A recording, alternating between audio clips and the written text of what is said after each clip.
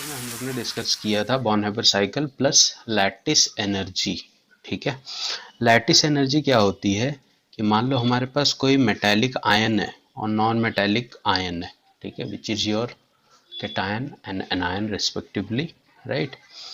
ठीक है, अब ये होते जब आयन के फॉर्म में, अगर ये गैसियस फॉर्म में है और ये दोनों कंबाइन होके अगर मान लो M प्लस और X माइनस आपस में कंबाइन हो जाते हैं और एक सॉलिड बना लेते हैं MX का, तो इनके ऊपर से चार्जेस हट जाते हैं, क्योंकि ये जो भी कंपाउंड मॉलिक्यूल सब्सटेंस बनता है दैट इज प्योरली क्या, न्यूट्रल। इसकी वजह से इसके ऊपर हम लोग चार्ज नहीं लिखते हैं। तो बट एटम तो ऐसा होता है, ठीक है, मैंने तुमको बताया था कि इनके बीच में क्या होता है, आयनिक बॉन्ड या इलेक्ट्रोवैलेंट बॉन्ड जब भी बनता है तो इनके बीच में एक टाइप का फोर्स ऑफ अट्रैक्शन होता है। ठीक है, अब मान लो ये M प्लस है, ठीक है, ये दोनों नजदीक आ गए एकदम X माइनस। ठीक है, क्या लगता है ये लाइन और ये लाइन आपस में ज्वाइन होगी क्या कभी? कितने भी नजदीक आ गए मान लो, ये और ये लाइन कभी आपस में ज्वाइन हो सकती है क्या?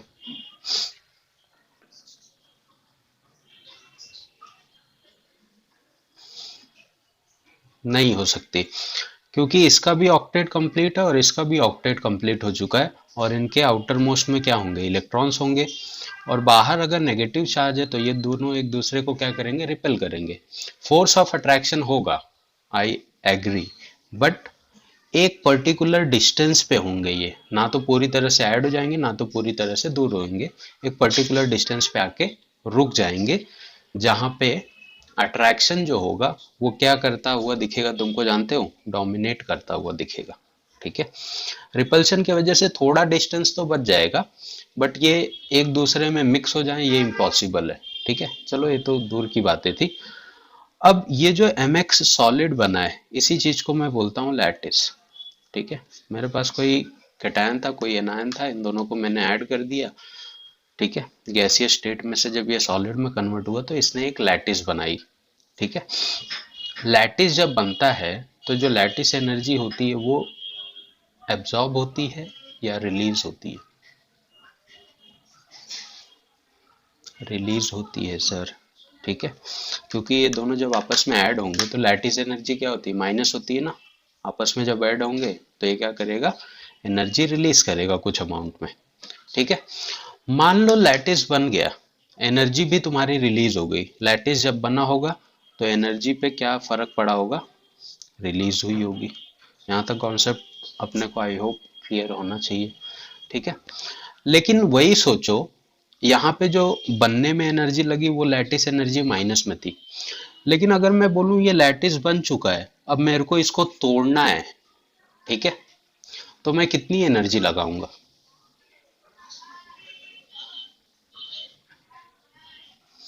तो मैं कितनी एनर्जी लगाऊंगा? यही एनर्जी लगेगी ना, जितनी नेगेटिव निकली थी बनने में, अगर मैं उतनी एनर्जी इसको वापस दे दूं तो ये वापस ब्रेक हो जाएगा। लेकिन जब तुम इसको बाहर से तोड़ने के लिए एनर्जी दोगे, तब की लैटिस एनर्जी के साथ साइन कैसा होगा, पॉजिटिव। जब जब ये बना तो एनर्जी रिलीज हुई, जितनी एनर्जी रिलीज हुई है अगर उतनी ही एनर्जी मैं इसको बाहर से दे दूं तो ये वापस इसमें कन्वर्ट हो जाएगा। बट ये लैटिस एनर्जी जो तुमने बाहर से दी है that will be with positive sign. ठीक है, तो लैटिस एनर्जी मैं खाली ये तुमको समझाना चाह रहा था कि हमेशा ऐसा मत लेके चलना कि लैटिस एनर्जी नेगेटिव होगी, पॉजिटिव भी होगी। लेकिन अब तुमको पता है कि नेगेटिव लैटिस एनर्जी कब होगी और पॉजिटिव लैटिस एनर्जी कब होगी। समझा सबको?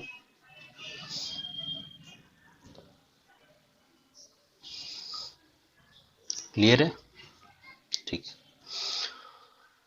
तो इन दोनों में दिक्कत मत रखो कुछ, आगे चलते हैं अपन। एक नया टॉपिक डालोगे, फैक्टर अफेक्टिंग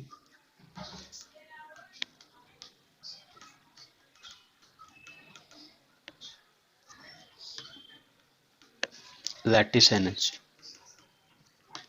लैटिस एनर्जी में कौन कौन से फैक्टर इन्वॉल्व होंगे और किसकी वजह से वो चेंज होगा, तुमको कैसे पता चलेगी कि किसकी लैटिस एनर्जी ज़्यादा है किसकी कम होगी, उन टॉपिक्स को हम लोग अभी कवर करेंगे। ठीक है, चलो, जो अभी तक मैंने तुमको बताया कि मेरे पास एक M प्लस होता है गैसीय स्टेट में और एक X माइनस होता है गैसीय स्टेट में। जब ये MX बनेगा तो सॉलिड बनेगा और ये होगा सॉलिड स्टेट में, और इसी चीज को मैं बोलता हूँ लैटिस। राइट, ठीक है। मैंने तुमको डायग्राम भी बना के बताया कि M प्लस और X माइनस में, ठीक है, पूरा अट्रैक्शन नहीं होगा, कुछ अमाउंट ऑफ रिपल्शन होगा जो इस गैप को रिप्रेजेंट कर रहा है।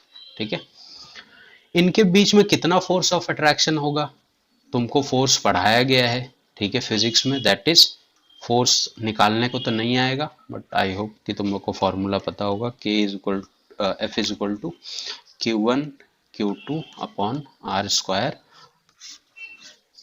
आर क्या करता है, इनके बीच की डिस्टेंस को रिप्रेजेंट करता है। राइट है, ज़्यादा कुछ लेना देना नहीं है, खाली मैं जस्ट फॉर्मूला बता रहा हूँ कि हम लोग ऐसे फोर्स ऑफ अट्रैक्शन इनके बीच का निकाल सकते हैं। इसकी अपने को ज़रूरत नहीं है कितना फोर्स ऑफ अट्रैक्शन है, ऐसा कोई क्वेश्चन नहीं आता है कभी भी। ठीक, सबसे पहला फैक्टर है लैटिस एनर्जी का, that is charge on ion. ठीक है, किसी भी आयन के ऊपर जितना ज्यादा चार्ज होगा उसका फोर्स ऑफ अट्रैक्शन उतना ज्यादा होगा। सही है कि नहीं?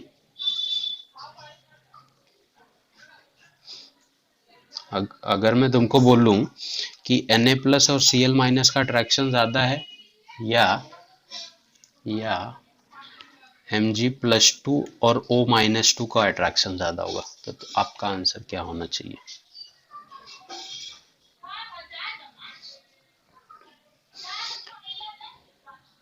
इन दोनों के बीच का फोर्स ऑफ अट्रैक्शन ज्यादा है या इन दोनों की?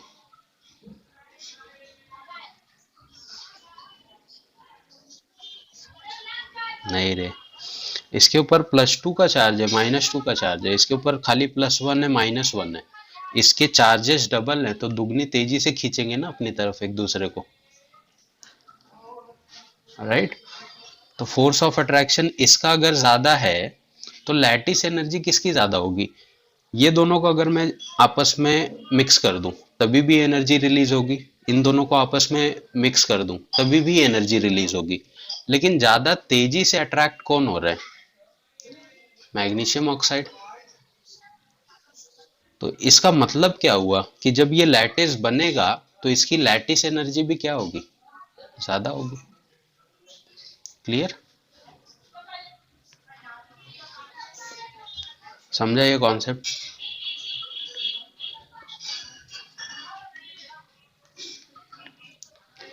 तो अगर तुम चार्ज के रिलेटेड देख रहे हो तो ये स्टेटमेंट कभी भूलना मत लैटिस एनर्जी के लिए।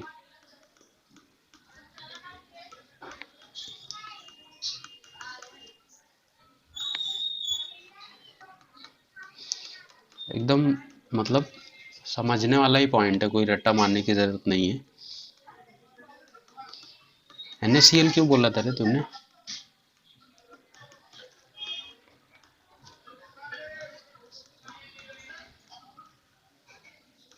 बता भाई।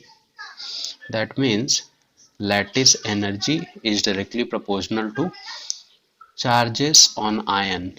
ठीक है, Z प्लस मतलब कैटायन, Z माइनस मतलब एनायन। ठीक है, चाहिए तो नीचे लिख लो।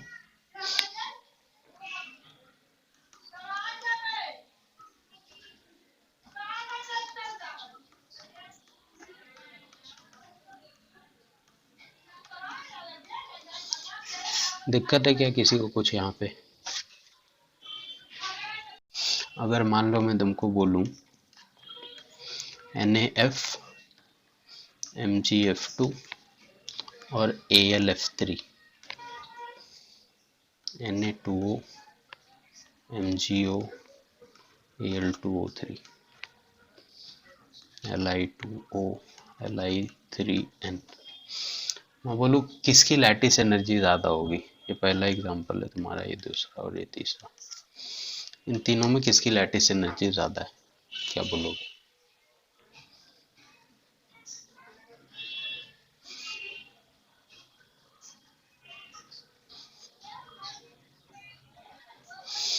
ठीक है, मेरे को पता है Na के ऊपर +1 का चार्ज होता है, Mg के ऊपर +2 का चार्ज और Al के ऊपर +3 का चार्ज। फ्लोरीन पे तो सब पे -1 ही रहेगा ना। तो अब +1 ज्यादा तेजी से खींचेगा, +2 ज्यादा तेजी से, या +3?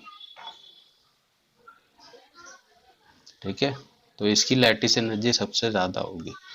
ऊपर के स्टेटमेंट में तुमने वही तो लिखा है, जिसके चार्जेस ज्यादा होंगे उसकी लैटिस एनर्जी उतनी ज्यादा होगी। नीचे दोनों का देखो क्या आएगा आंसर। ऐसे जाएगा।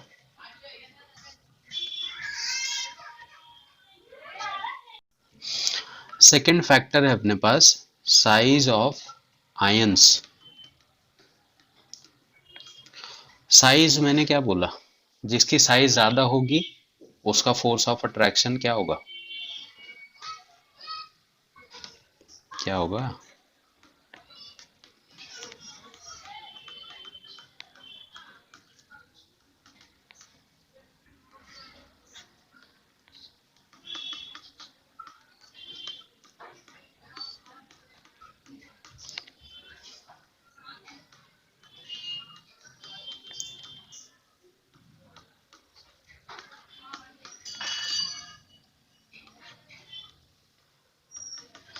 फिल कर लो अपने हिसाब से कि मैं बता दूं।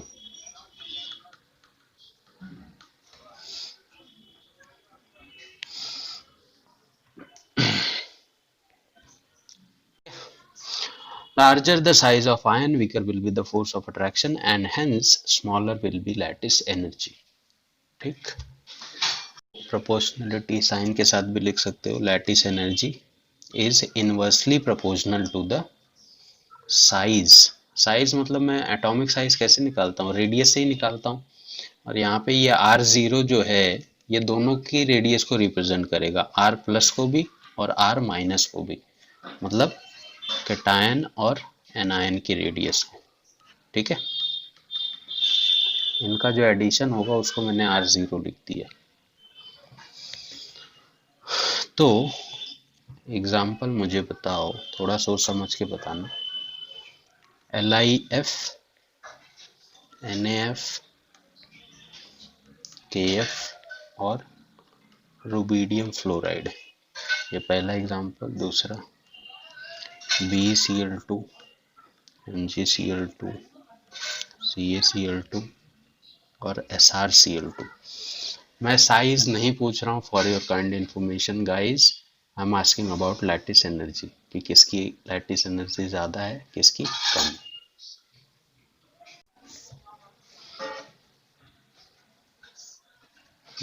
नीचे वाला ऐसे ही आएगा ना।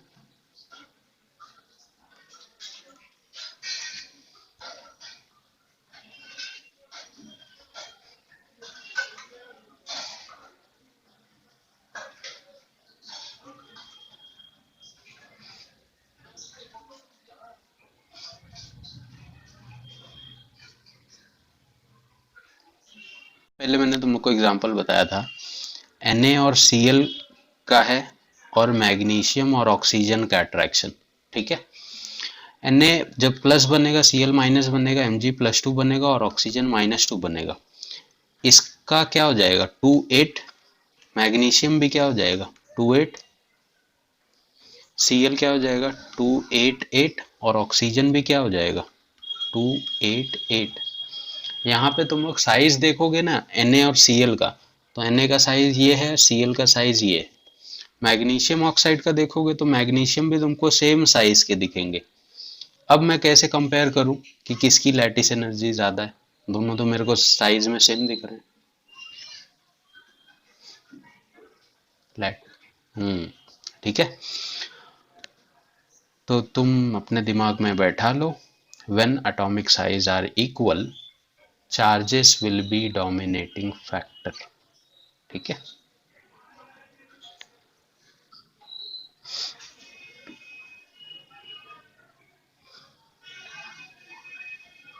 तो कहीं स्टेटमेंट लिख लेना, charge will be dominating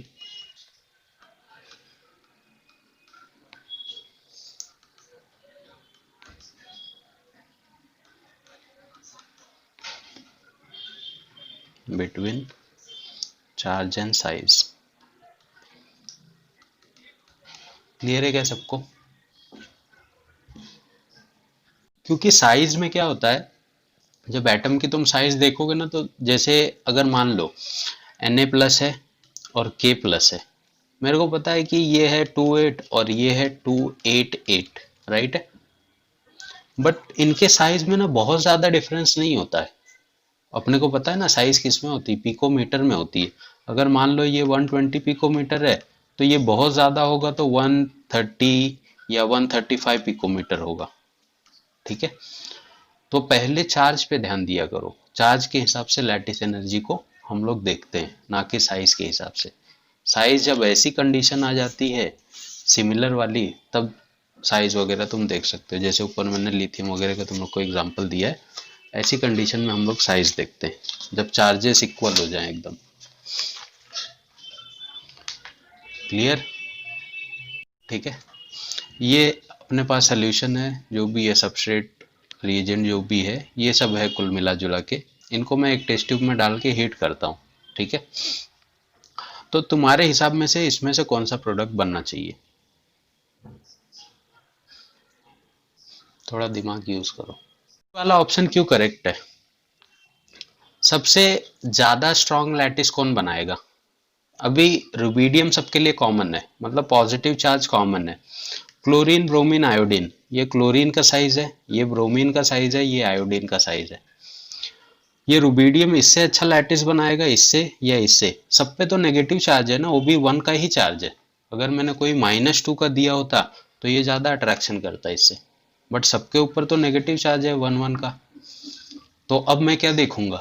size ही देखूंगा। साइज किसकी छोटी है? ये। इलेक्ट्रोनेगेटिविटी भी तुम देख सकते हो। डाउट? पक्का? कहाँ? अब अपने को देखना है properties of ionic compound. Properties of ionic compound.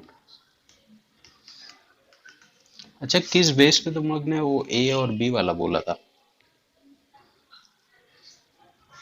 Properties of ionic compound मैं बाद में लिखा देता हूँ, पहले मेरे कुछ क्वेश्चन का आंसर दो। अगर मैं इनका फिजिकल स्टेट देखूं, ठीक है, आयनिक कंपाउंड का अगर मैं फिजिकल स्टेट देखूं, तो ये सॉलिड में एग्जिस्ट करते हैं, गैस में या लिक्विड में?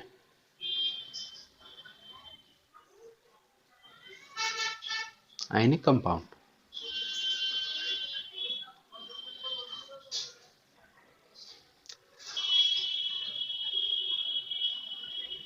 आयनिक कंपाउंड किस में एग्जिस्ट करेंगे?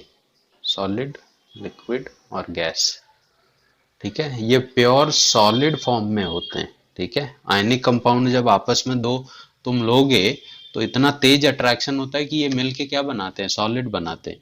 पूरा का पूरा चैप्टर जो सॉलिड स्टेट है आयनिक कंपाउंड के ऊपर ही तो है, ठीक है। दूसरा, मेल्टिंग और बॉइलिंग पॉइंट इनकी कैसी होगी? कम या ज्यादा? हाई, ठीक है, ज्यादा होगी। कंडक्टिविटी इनकी कैसी होगी?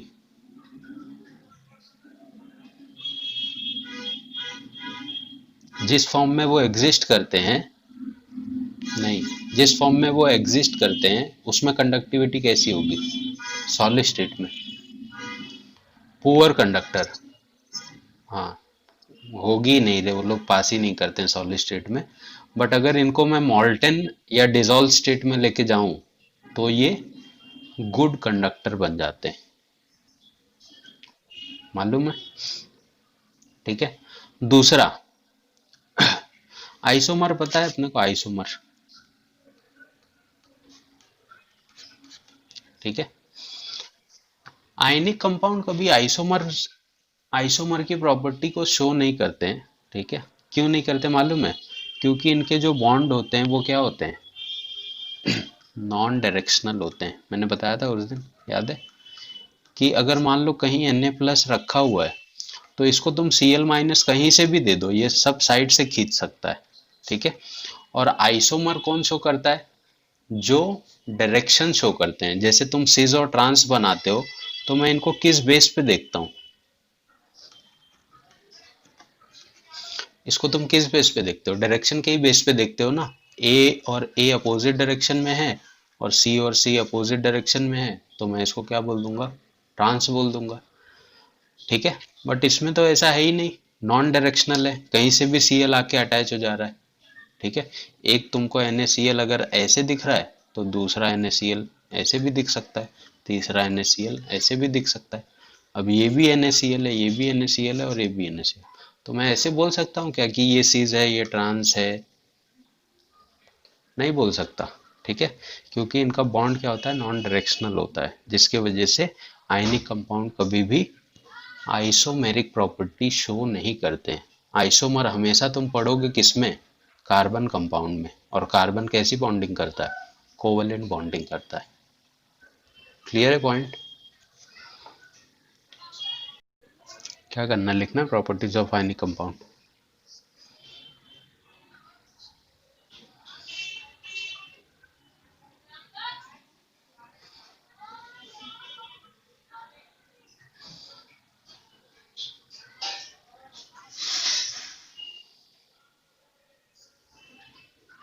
हम लोग ने देखा कि आयनिक कंपाउंड आइसोमेरिज्म की प्रॉपर्टी शो नहीं करते हैं। ठीक है, लेकिन जब मैं तुम लोग को सॉलिड स्टेट पढ़ा रहा था, तो सॉलिड स्टेट में, अब ये जो सॉलिड स्टेट है, अभी हम लोग ने डिस्कस किया ना, सॉलिड स्टेट मैक्सिमम करके आयनिक कंपाउंड जो भी होते हैं वो सॉलिड स्टेट में ही होते हैं। ठीक है, सॉलिड स्टेट में मैंने तुमको जो सब्सटेंस है इनकी दो प्रॉपर्टी बताई थी, एक आइसोमॉर्फस, दूसरा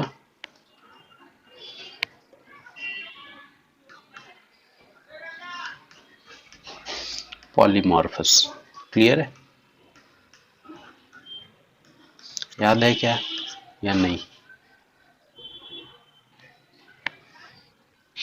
ठीक है, तो आइसोमॉर्फस मैंने तुमको बोला था कोई ऐसा सॉलिड जिसको अगर मैं तोड़ दूं तो वो इक्वल पार्ट में डिवाइड हो जाता है, मतलब उनके यूनिट सेल जो होते हैं वो हमेशा सिमिलर दिखेंगे तुमको।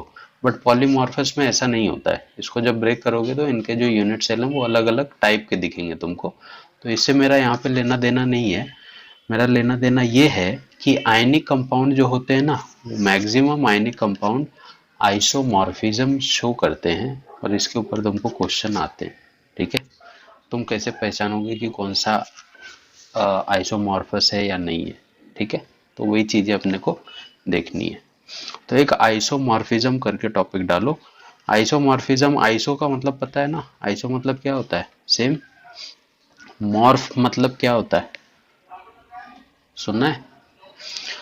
सेम फॉर्म बोल दो या स्ट्रक्चर बोल दो या फिर शेप बोल दो, इन्हीं चीज को हम लोग क्या बोलते हैं? आइसोमॉर्फस।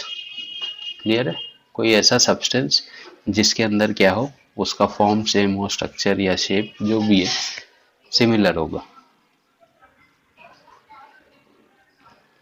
क्लियर?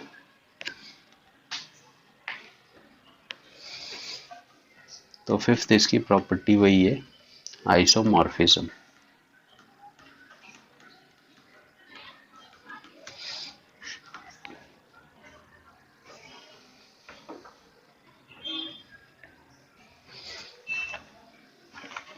क्या बोलोगे? एनी कंपाउंड shows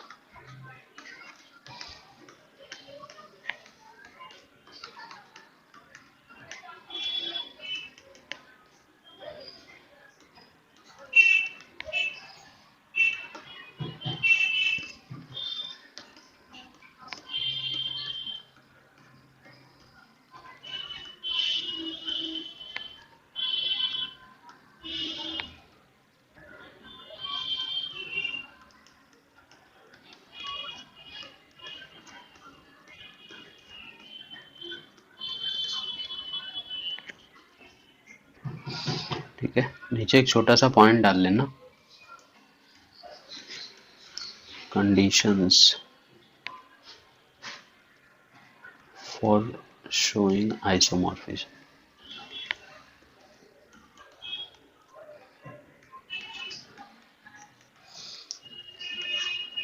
ठीक है, इसमें दो केस है एक्चुअली में। एक पहला केस आता है तुम्हारा बाइनरी कंपाउंड्स के लिए। बाइनरी वर्ड सुना कभी? बाइनरी मतलब क्या? और दूसरा केस आता है इसका ऑक्सो सॉल्ट्स के लिए। ठीक है, तो पहले अपन बाइनरी कंपाउंड देखेंगे, फिर ऑक्सो सॉल्ट कैसे आइसोमॉर्फस शो करते हैं वो सब देखेंगे। क्लियर? तो पहला टॉपिक डालो, केस 1 करके लिखो, for binary compound.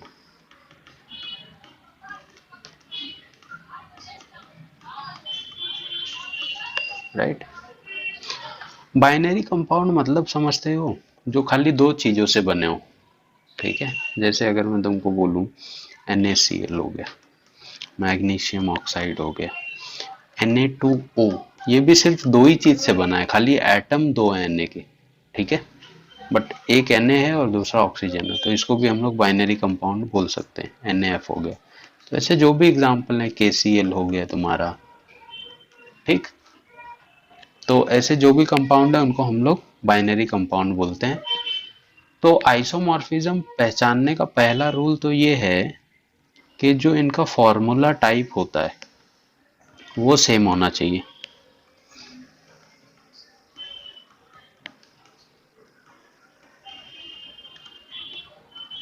Formula type समझते हो क्या होता है? फॉर्मूला टाइप मतलब अगर इसका मैं रेशियो निकालूं तो क्या आएगा? 1:1। इसका अगर मैं रेशियो निकालूं तभी भी क्या आएगा? 1:1। एक ऑक्सीजन है, एक ये है। ठीक है, इसका अगर मैं निकालूं तो 2:1। मतलब क्या हो गया? सिंपल से मालूम है, NaCl और Na2O कभी भी आइसोमॉर्फस नहीं हो सकते, क्योंकि इनका फॉर्मूला टाइप ही क्या है? अलग है। जैसे ये है, मैं बोलूं NaCl और NaF क्या आइसोमॉर्फस हो सकते हैं? तो तुम्हारी पहली कंडीशन फॉलो है। क्यों? 1:1 का रेशियो यहाँ पे भी है, 1:1 का रेशियो यहाँ पे भी है। KCl और NaCl आइसोमॉर्फस हो सकते हैं क्या? तो तुम्हारी फर्स्ट कंडीशन फॉलो हो रही है। हम लोग एक ही बेस पे नहीं चेक करते हैं, बट पहली कंडीशन ये होनी चाहिए कि इनका फॉर्मूला टाइप क्या होना चाहिए? सेम होना चाहिए। दैट इज ये भी 1:1 है, ये भी 1:1 है। तो पहली कंडीशन तो फॉलो हो रही है, बट सिर्फ इसके बेस पे चेक नहीं करोगे। दूसरा, ठीक है, size of anion and cation should be same.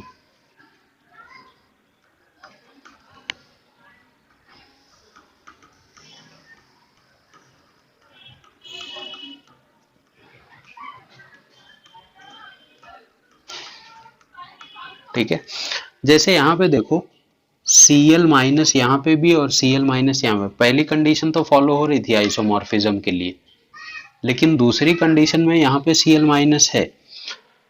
चलो, एनायन का साइज तो मैच कर गया, बट ये जो केटायन है Na+ और यहाँ पे जो केटायन है K+, इन दोनों की साइज सेम होगी क्या कभी?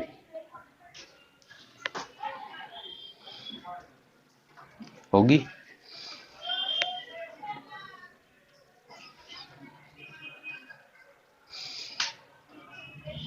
नहीं होगी ना भाई, ये तो 2:8 पे है और ये 2:8:8 पे है, तो इनकी साइज तो डिफर हो रही है। ठीक है, आइसोमॉर्फस के लिए क्या चाहिए मेरे को? केटायन भी मैच करना चाहिए और एनायन भी मैच करना चाहिए। तो ये दोनों आइसोमॉर्फस नहीं हो सकते दूसरी कंडीशन के हिसाब से। तुमको चाहिए तो एग्जांपल में लिख लो कि जैसे K+ है and Na+ should not be isomorphous. क्यों? Because radius of Na+ and radius of K+, ठीक है, ये कभी भी इक्वल नहीं होगी, इसके वजह से तो ये आइसोमॉर्फस नहीं होंगे। अच्छा, तुम लोग बताओ, Na+ का कोई कंपाउंड और Mg+2 का कोई कंपाउंड आइसोमॉर्फस हो सकता है क्या? अगर मैं साइज के बेस पे देखूं,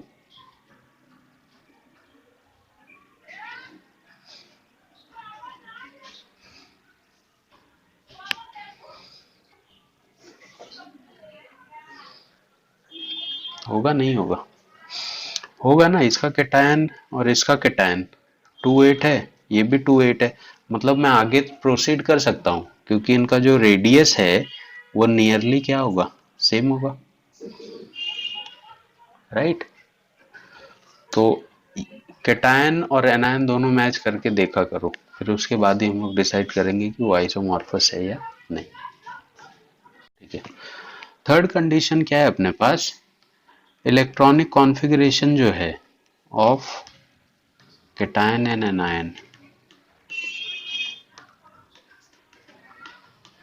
शुड बी सेम।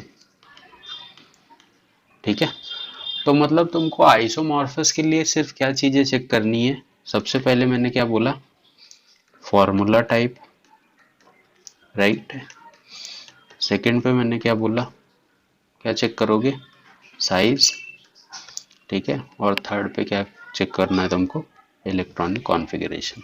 जैसे मान लो अगर मैं तुमको बोलूं NaCl और मैग्नीशियम सल्फाइड, ये दोनों एक दूसरे के आइसोमॉर्फस हैं या नहीं है। ठीक है, तो ध्यान दो पहले, ये कंपाउंड किससे बना होगा, Na प्लस और Cl माइनस से। ठीक है, इसका कॉन्फ़िगरेशन 2,8, इसका कॉन्फ़िगरेशन 2,8,8। ठीक है, इस पे आ जाओ मैग्नीशियम पे। मैग्नीशियम पे क्या है, Mg प्लस 2 बना होगा और सल्फर पे -2 गया होगा, तभी तो कंपाउंड बना होगा, राइट। तो इसका कॉन्फ़िगरेशन क्या हो गया, 2,8, और इसका सल्फर का कॉन्फ़िगरेशन क्या है,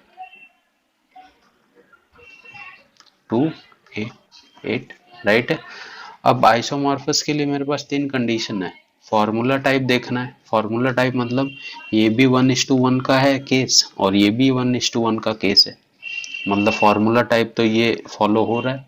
दूसरी चीज साइज, एनायन और कैटायन की, कैटायन की साइज देखो 2,8, यहाँ पे भी कैटायन की साइज 2,8, एनायन की साइज 2,8,8, यहाँ पे भी एनायन 2,8,8, तो साइज भी फॉलो कर रहा है।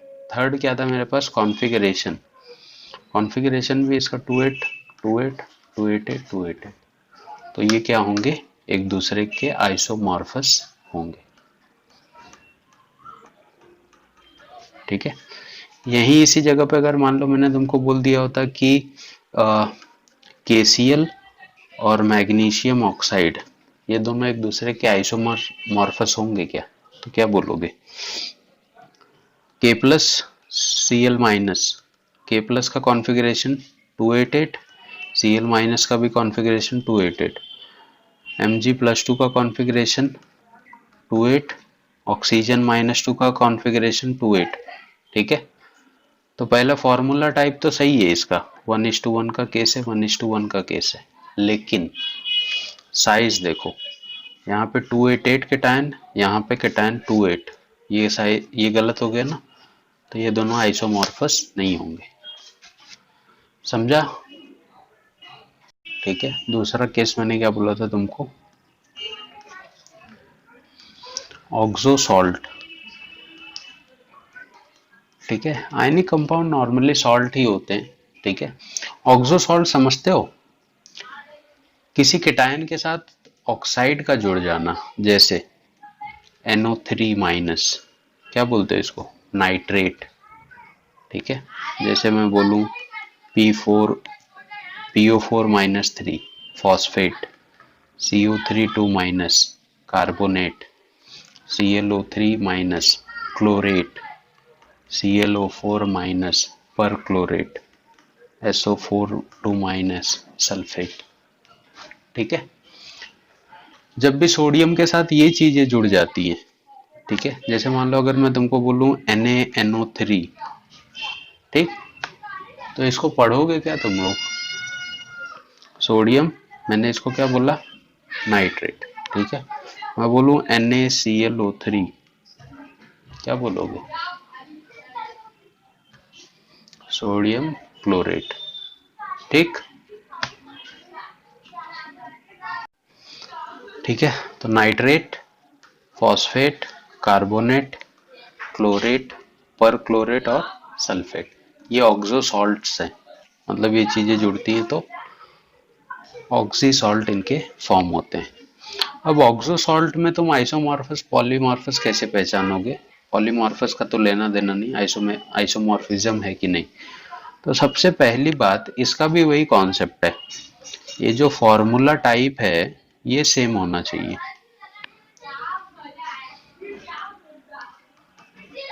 Should be same.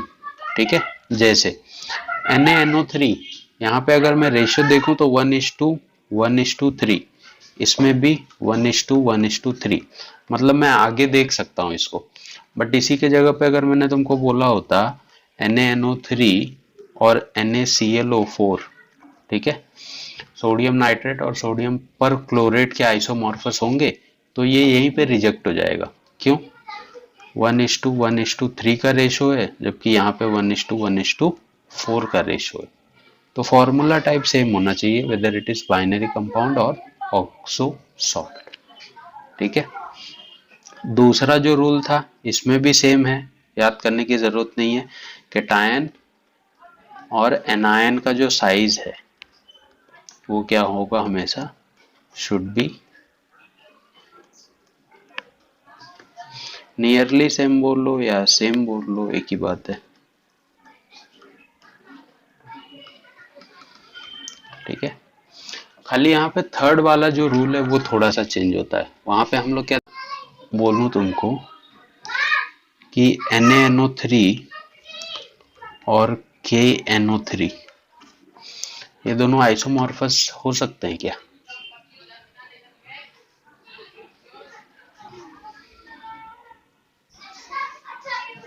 क्या लगता है?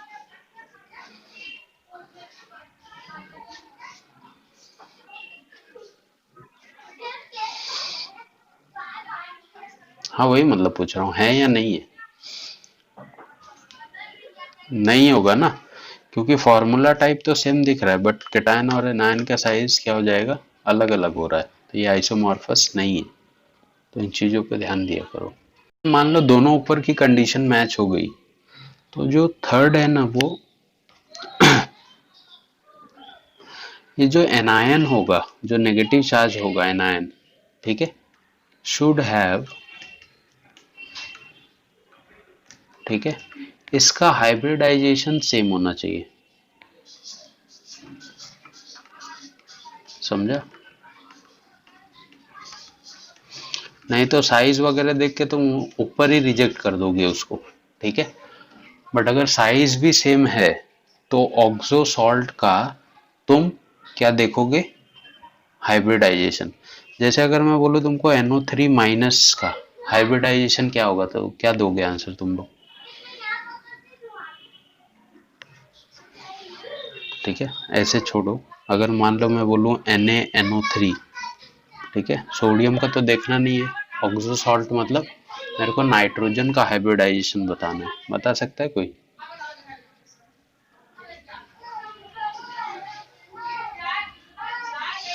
उसके लिए तुमको शेप पता होना चाहिए ना, हाइब्रिडाइजेशन के लिए। तो देखो, ध्यान दो, थोड़ा सा शॉर्टकट बता देता हूँ।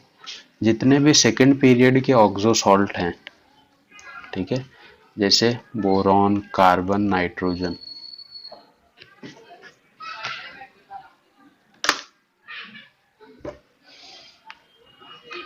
ठीक है, बोरॉन, कार्बन और नाइट्रोजन के जो ऑक्सो सॉल्ट होते हैं, इनका हाइब्रिडाइजेशन हमेशा sp2 होगा, राइट। थर्ड पीरियड के जो ऑक्सो सॉल्ट हैं, थर्ड पीरियड में कौन कौन आ सकता है तुमको, जैसे फॉस्फोरस, सल्फर और क्लोरीन, इनके जो ऑक्सो सॉल्ट होंगे, इनका हाइब्रिडाइजेशन हमेशा क्या होगा, sp3।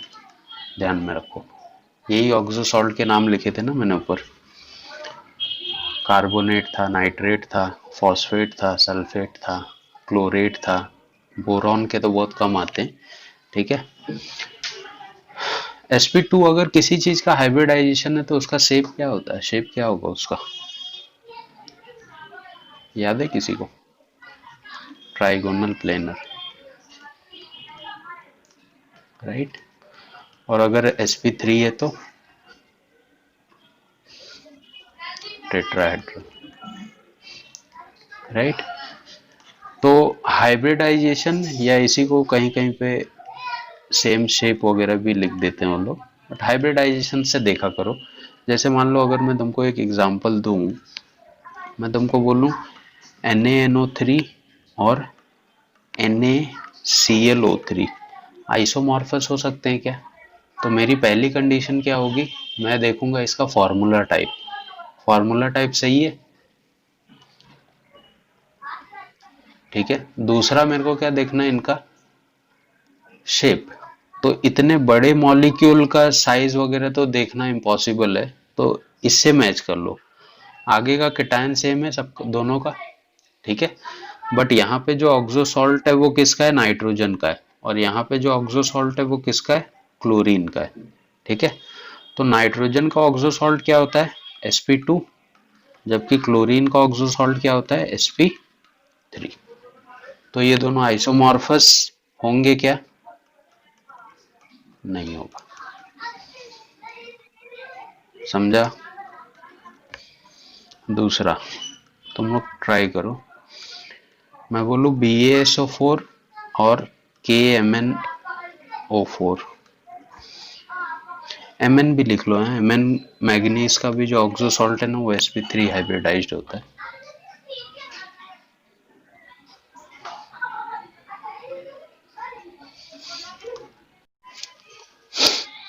पहले पीरियड में देखना लिथियम, सोडियम, पोटेशियम। दूसरे पीरियड में सोडियम के बाजू में क्या आता है, लिथियम के बाजू में बेरिलियम, फिर मैग्नीशियम, कैल्शियम, फिर स्ट्रॉन्शियम और बेरियम ना।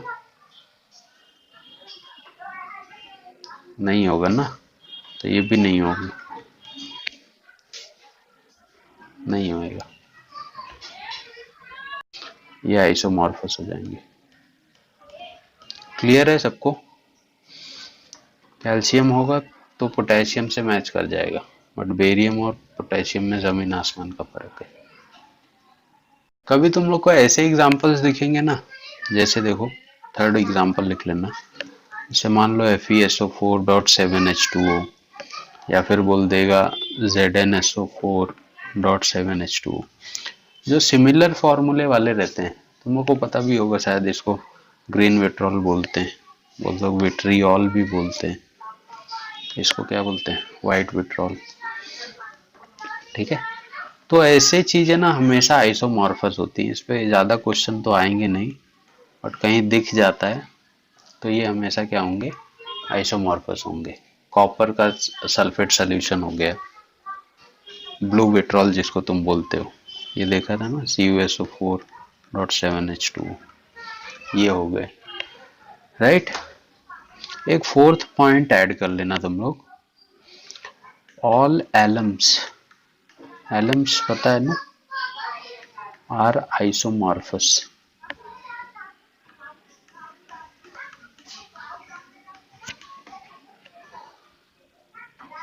एलम्स मालूम है?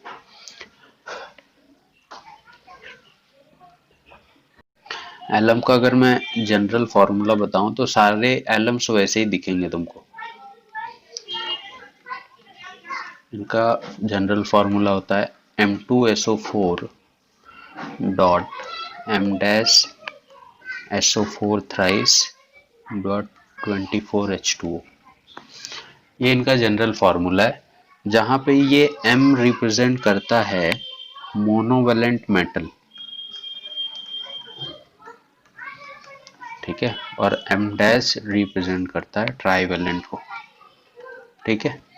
जैसे पोटाश एलम बोलते हैं जो फिटकिरी वगैरह होता है, ठीक है, उसको अगर मुझे लिखना होगा तो मैं कैसे लिखूंगा मालूम है, एम क्या है, मोनोवेलेंट, मोनोवेलेंट मतलब ग्रुप 1 के कंपाउंड, तो ऐसे लिखोगे तुम K2SO4 डॉट, ट्राइवेलेंट कौन है एटम, एल्यूमिनियम, तो यहाँ पे लिख देने का, यहाँ पे ट्वाइस आएगा, यहाँ पे आ जाएगा Al2SO4 थ्राइस डॉट 24H2, ठीक है। इसी को तुम क्या बोलते हो, पोटाश एलम। तो कोई भी एलम तुम फॉर्म कर सकते हो, यहाँ पे सोडियम ले लूँ, यहाँ पे एल्यूमिनियम रख दूँ, यहाँ पे पोटेशियम ले लो, यहाँ पे क्रोमियम रख दो, यहाँ पे ट्राइवेलेंट मेटल होना चाहिए, यहाँ पे मोनोवेलेंट। जैसे एक दो एग्जांपल और लिख देता हूँ।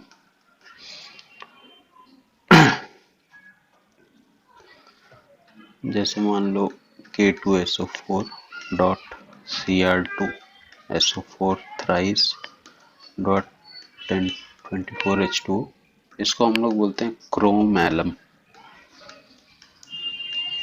ठीक है, ये इनका जनरल फॉर्मूला फिक्स होते हैं ऐसे ही। जो सिक्स्थ प्रॉपर्टी है तुम्हारी इसकी आयनिक कंपाउंड की, that is type of reaction. क्या लगता है ये कैसे रिएक्शन देंगे तुमको? बस है ना, उसमें क्या सोच रहे हो तुम लोग इतना? आयनिक कंपाउंड हमेशा कैसे, आयनिक कंपाउंड आयनिक ही रिएक्शन देंगे ना। कोवेलेंट कंपाउंड है तो कोवेलेंट रिएक्शन देंगे या मॉलिक्यूलर रिएक्शन देंगे। अच्छा, ये रिएक्शन फास्ट होंगे या स्लो होंगे?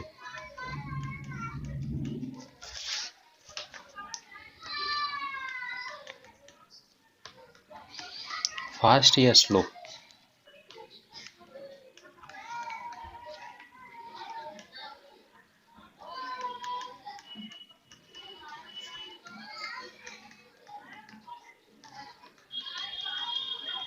क्या लगता है? अगर मैं NaCl और AgNO3 दोनों भी आयनिक कंपाउंड है, दोनों को आपस में मिक्स कर देता हूं, so what will you get? बताइए। सर AgCl मिलेगा और NaNO3 मिलेगा, इसका एनायन कैटायन का एक्सचेंज होगा, राइट? इसका कैटायन इसके एनायन के पास चला जाएगा, इसका एनायन इसके कैटायन के पास चला जाएगा, यही तो होगा। ठीक है, तुमने देखा भी होगा AgCl का वाइट प्रेसिपिटेट मिलता है हमको ऐसे रिएक्शन में नीचे। ठीक है, तो ये रिएक्शन बहुत फास्ट होती है। ठीक है, क्यों? क्योंकि खाली आयन का एक्सचेंज होता है ना फटाफट, तो फास्ट रिएक्शन होते हैं। मैं आयनिक कंपाउंड के सॉल्युबिलिटी की बात करूँ ना, तो तुमको कोई भी मतलब केमिस्ट्री का एक रूल है, लाइक डिजोल्व लाइक्स। ठीक है, जो जैसा है वो वैसे में ही डिजोल्व होगा। जैसे तुम लोग ने नोटिस किया भी होगा स्कूल कॉलेज में जब तुम एंटर करते हो, जो टॉपर लोग हैं वो टॉपर की गैंग में ही जाते हैं, और जो बैक बेंचर्स हैं वो बैक बेंचर्स को ही ढूंढते रहते हैं। जो महादुष्ट हैं वो और, ठीक है, खतरनाक लोग को ढूंढते हैं। तो जो जैसा है वो वैसे में ही डिजॉल्व होता है, वही चीज यहाँ पे भी लागू होती है। ठीक है, since like dissolves likes and ionic compound are dash in nature, so they are soluble in dash solvent. बताओ क्या बात है, वो तेज हो रहे हो। Ionic compound are polar in nature, so they are soluble in polar solvent. ठीक है, और polar non polar I hope कि तुमको पता है ना। और यही रीजन होता है कि NaCl वाटर में डिजॉल्व होता है। वाटर भी क्या है, पोलर नेचर का है, और सॉल्ट तो महापोलर है ही, तो वो दोनों आपस में डिजॉल्व हो जाते हैं। उसी को तुम नॉन पोलर में डिजॉल्व करोगे तो जल्दी डिजॉल्व नहीं होगा, या नॉन पोलर को पोलर में डिजॉल्व करोगे तो नहीं होगा। पहले पॉइंट में दो और पॉइंट है, बट डाई इलेक्ट्रिक कॉन्स्टेंट क्या होता है ये आगे आएगा, इसके लिए मैं बता रहा हूँ। जैसे मैंने क्या बोला कि सपोज करो Na प्लस गैसीय स्टेट में है प्लस Cl माइनस गैसीय स्टेट में है, तो इनका एक लैटिस बन जाता है Na प्लस और Cl माइनस। ठीक है, ऐसे एक लैटिस बन जाएगा सॉलिड स्टेट में। क्लियर? तो इनकी सॉल्युबिलिटी ना अलग अलग सॉल्वेंट में अलग अलग टाइप से होती है, क्योंकि ये बीच का जो फोर्स होता है, ठीक है, इसको अलग अलग सॉल्वेंट अपने अपने हिसाब से तोड़ सकते हैं। मान लो मैं पहले ए सॉल्वेंट यूज कर रहा था, फिर बी यूज कर रहा हूँ, फिर सी यूज कर रहा हूँ, और फिर डी यूज कर रहा हूँ। ठीक है, तो डाई इलेक्ट्रिक कांस्टेंट क्या चीज होती है मालूम है? इस फोर्स को, जो फोर्स बाहर से तोड़ता है, उसी चीज को हम लोग बोलते हैं डाई इलेक्ट्रिक कांस्टेंट। अगर मान लो मैं बोलूँ इसका डाई इलेक्ट्रिक कांस्टेंट 5 है, इसका 6 है, इसका 7 है और इसका 8 है। ठीक है, ये चारों सॉल्वेंट है, ABCD। अब मैं इनमें से तुमको बोल दूं कि NaCl सबसे ज्यादा किस में डिसॉल्व होगा मालूम है? तो जिसका डाई इलेक्ट्रिक कांस्टेंट जितना ज्यादा होगा, ठीक है, इसको तोड़ने की टेंडेंसी जिसके अंदर सबसे ज्यादा होगी, ये चीज उसके अंदर सबसे जल्दी डिसॉल्व होगी। तो इन चारों सॉल्वेंट में से अगर मैं बोलूं सबसे जल्दी कौन किस में डिसॉल्व होगा, तो बोलोगे डी में, फिर सी में, फिर बी में, फिर ए में। क्यों? क्योंकि इसका डाई इलेक्ट्रिक कांस्टेंट सबसे कम है, ये इसको लेट ब्रेक करेगा काफी। समझा डाई इलेक्ट्रिक कांस्टेंट? और ये चीजें तुमको दी हुई होती हैं, तुमको निकालने की जरूरत नहीं पड़ती। समझा? ठीक है। दूसरा, इसका जो डाई इलेक्ट्रिक कांस्टेंट है ना, वो बहुत ज़्यादा होता है नॉर्मल सॉल्वेंट के कंपेयर में। ये लगभग 80 या 81 बहुत बुक में लिखा होता है, इतना होता है डाई इलेक्ट्रिक कांस्टेंट वाटर का। ठीक है, तो इसीलिए वाटर को हम लोग यूनिवर्सल सॉल्वेंट बोलते हैं। ये काफ़ी फोर्स में लैटिस को ब्रेक करने की टेंडेंसी अपने पास रखता है। ठीक है, क्या लिखूं यहाँ पे?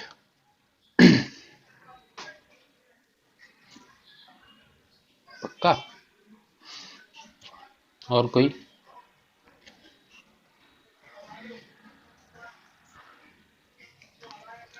Dielectric constant of solvent should be, क्या ज्यादा होना चाहिए ना?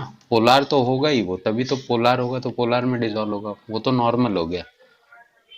हाई जितना ज्यादा होगा उतना जल्दी वो डिसॉल्व करेगा। या फिर हाइड्रेशन एनर्जी। ठीक है, मैं क्या पूछ रहा हूँ खाली उसका आंसर तुम लोग देते जाओ, आई होप कि तुमको पता होगा। बाकी ये टॉपिक ना तुमको बहुत इजीली समझ में आ जाएगा, क्या होता है, क्यों होता है, कोई चीज वाटर में डिसॉल्व होगी कि नहीं होगी, मुझे कैसे पता चलेगा कि कौन सा कंपाउंड वाटर में डिसॉल्व होगा या नहीं होगा, या किस सॉल्वेंट में डिसॉल्व होगा, ये तुमको पूरा एक्सप्लेन कर देता है। ठीक है, कि तुमको कैसे पता चलेगा कौन सी चीज किस में डिसॉल्व होगी। राइट, जो मैं पूछ रहा हूँ वो खाली मेरे को आंसर देते चलो। मान लो मेरे पास एक Na प्लस गैस है, प्लस एक Cl माइनस गैस है, और इससे मेरे पास एक कंपाउंड बना, दैट इज Na प्लस और Cl माइनस का सॉलिड बना। ठीक है, तो यहाँ पे कौन सी एनर्जी पार्टिसिपेट कर रही है ये बनने में?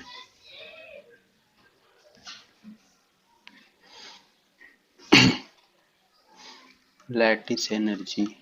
ठीक है, लैटिस एनर्जी है यहाँ पे एब्जॉर्ब हो रही है या रिलीज हो रही है? रिलीज हो रही है। ठीक है, मान लेते हैं तुम लोग की बात।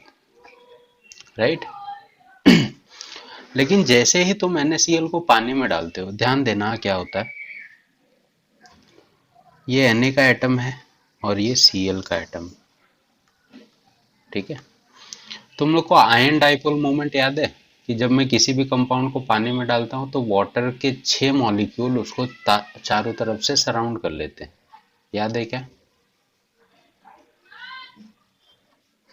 ठीक है, तो जैसे ही तुम NaCl को पानी में डालते हो, Cl माइनस को कौन सराउंड करता है? H प्लस, और O दूर चला जाएगा, और इसको कौन सराउंड करेगा? O माइनस और H प्लस दूर चले जाएंगे। क्लियर है?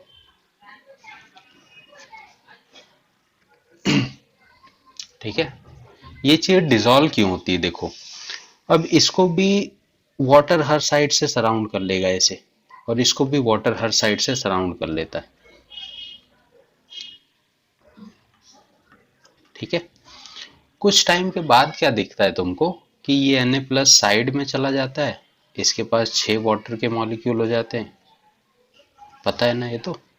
और ये Cl माइनस अलग हो जाता है और इसके पास 6 वाटर के मॉलिक्यूल हो जाते हैं, that is ion dipole movement. यहां तक दिक्कत है क्या किसी को?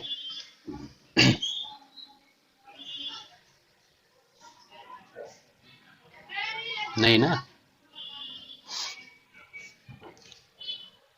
हाँ, तो जब लैटिस बना तो लैटिस एनर्जी रिलीज हुई, दैट इज यहाँ पे जो लैटिस थी वो माइनस एनर्जी थी। लेकिन जब वाटर यहाँ पे आया तो वाटर ने क्या किया है, इस लैटिस को तोड़ा है।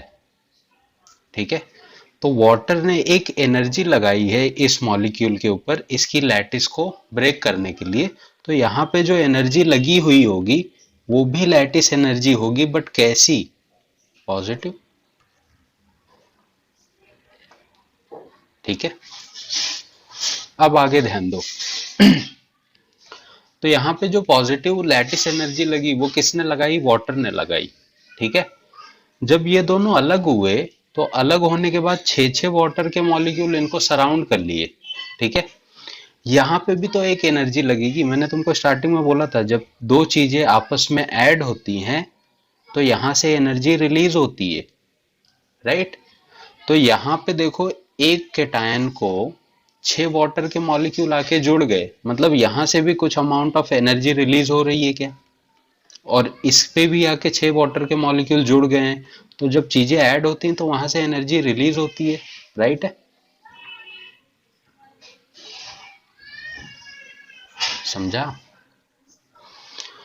तो यहाँ यहाँ पे जो वाटर ने एनर्जी लगाई वो अपन ने नमक को पानी में डाला वो डिजोल्व हो जाता है, मुझे खाली इतना पता है। लेकिन अब से तुम्हारा थोड़ा सा नजरिया देखने का चेंज हो जाएगा।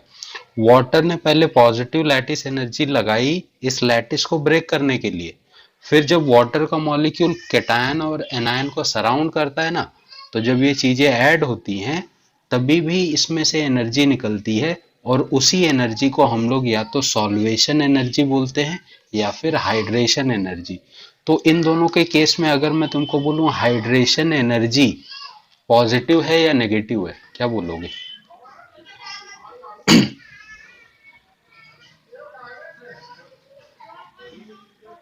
क्या होनी चाहिए? क्यों?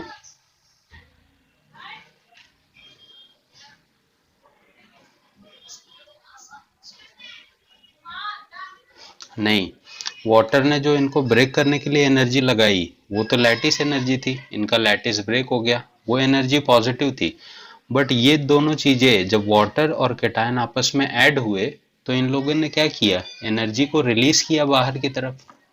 तो ये जो हाइड्रेशन एनर्जी है वाटर के सराउंडिंग से निकली, तो ये एनर्जी का साइन क्या होगा, मैं वो पूछ रहा हूँ।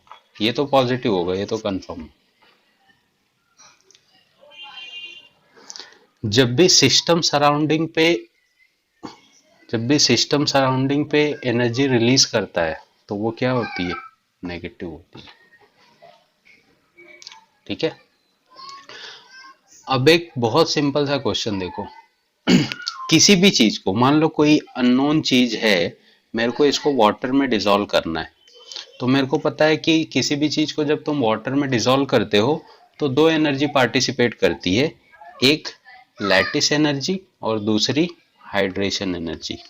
क्लियर है क्या ये दोनों कॉन्सेप्ट?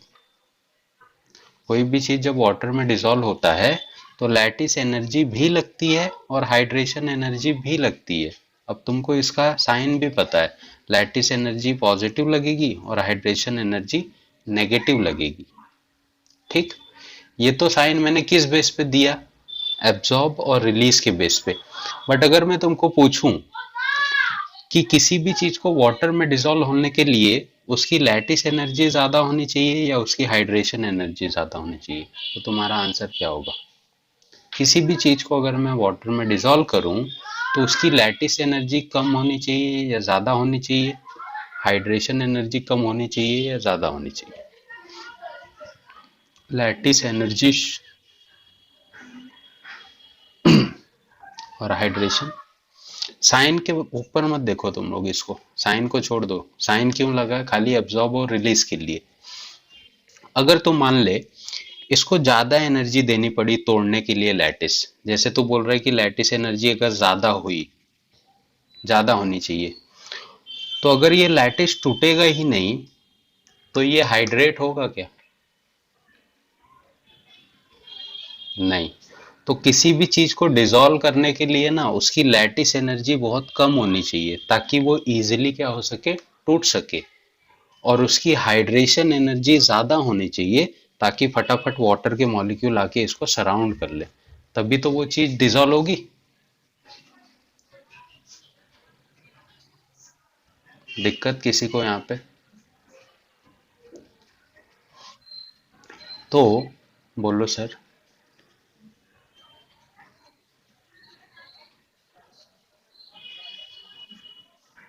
हम्म।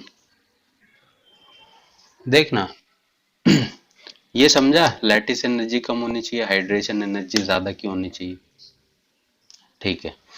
यहाँ पे नेगेटिव क्यों होती है? अगर मान ले मेरे पास ये एक पत्थर है और ये एक पत्थर है, इन दोनों को आपस में मैंने खींच के पटक दिया, तो एनर्जी रिलीज होती है, राइट? बाहर की तरफ एनर्जी निकलती है ना। अब ये हो गया सिस्टम, और ये एनर्जी कहाँ रिलीज कर रहा है? सराउंडिंग में। तो when system releases energy in the surrounding, that particular energy is negative. क्यों? क्योंकि वो सराउंडिंग पे काम कर रही है। थर्मोडायनेमिक्स में मैंने पढ़ा है ना तुम लोग को, कि जब भी कोई सिस्टम सराउंडिंग पे काम करेगा तो वो एनर्जी हमेशा नेगेटिव होती है। बट अगर सराउंडिंग सिस्टम पे काम कर रही है तो वो एनर्जी पॉजिटिव है। जैसे ग्रेविटेशन है तुम्हारा, ग्रेविटी सब पे एक सराउंडिंग है ना, वो तो सब पे एक ही तरफ से काम करती है, तो वो पॉजिटिव एनर्जी है। तो वही चीज यहाँ पे भी हो रही, देखना, जब कैटायन बनता है और एनायन बनता है तो फटाफट वाटर के मॉलिक्यूल इस पे क्या करते हैं? अटैक करते हैं। और जब इस पे अटैक करेंगे तो जब दो या दो से ज्यादा चीजें आपस में टकराएंगी तो एनर्जी निकलेगी, और वो एनर्जी कहाँ पे जाएगी? सराउंडिंग में जाएगी। इसी वजह से हाइड्रेशन एनर्जी को मैं नेगेटिव बोल रहा हूँ। समझा?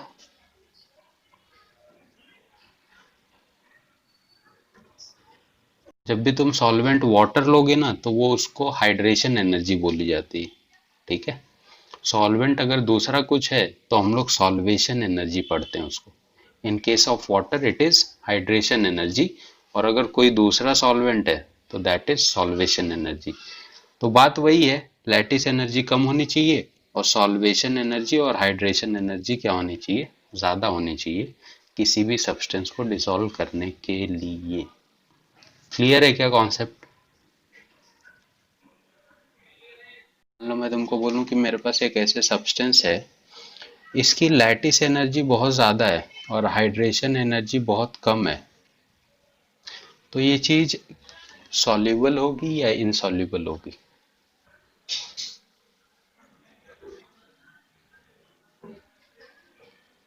पक्का? ठीक है। क्योंकि सॉल्युबल होने के लिए मैंने तुमको कंडीशन क्या बताई है, कि लैटिस एनर्जी कम होनी चाहिए ताकि वो इजीली उसके एटम्स ब्रेक हो सके, और हाइड्रेशन एनर्जी ज़्यादा होनी चाहिए ताकि वाटर के मॉलिक्यूल उसको फटाफट सराउंड कर सके। तो ये सॉल्युबल का केस है और ये इनसॉल्युबल का केस है। ऐसा कहीं पे दिया है तुमको? मान लो मैं बोलूँ तुमको Al2O3, इसकी बोल दो लैटिस एनर्जी है +592 किलो जूल पर मोल, ठीक है? और इसको बोल दो हाइड्रेशन एनर्जी है -200 किलो जूल पर मोल। मैं बोलूँ ये चीज़ डिजॉल्व होगी नहीं, क्या बोलोगे? नहीं होगी, क्योंकि इसकी लैटिस एनर्जी बहुत ज़्यादा है, ठीक है? होगा, मैं ऐसा नहीं बोल रहा हूँ डिजॉल्व ही नहीं होगा, होगा, बट क्या, बहुत टाइम जाएगा। हम्म, टाइम जाएगा, स्लो होगा बहुत काफ़ी, जिसको तुम नेग्लेक्ट कर सकते हो। अब किसी चीज़ को मैं एक हफ्ते पहले डिजॉल्व करने डालूं और 2 हफ्ते के बाद वो डिजॉल्व हो रहा है, तो उसका कुछ वर्थ निकलेगा क्या? नहीं निकलेगा। तो उनको हम लोग डायरेक्ट इंसॉल्युबल में ही काउंट करेंगे। ये थोड़ा डायग्राम नीचे भी है, तो क्या, एक काम कर रहा हूँ मैं, दिख रहा है इतने पे तुम लोग को कि नहीं?